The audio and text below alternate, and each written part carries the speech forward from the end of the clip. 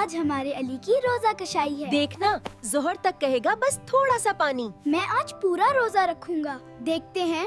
احمد، مجھے بہت پیاس لگی ہے۔ اگر تم پانی پی لو تو کیا ہوگا؟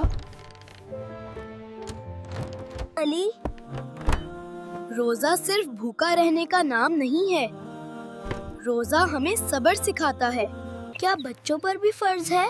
نہیں، جب تک بالغ نہ ہوں فرض نہیں، لیکن عادت ڈالنا بہت اچھی بات ہے۔ علی کمزور لگ رہا ہے۔ بیٹا افطار کے لیے آ جاؤ۔ میرا گلا تو اتنا خشک ہو گیا ہے کہ سانس بھی نہیں لیا جا رہا اور منہ سے بو بھی آ رہی ہے۔ واہ واہ، ماشاء اللہ، سبحان اللہ۔ نبی کریم صلی اللہ علیہ وسلم نے فرمایا ہے، روزہ دار کے منہ کی بو اللہ کے نزدیک مشک کی بو سے بھی زیادہ عزیز ہے۔ دیکھو، سیکھو، مسکراؤ۔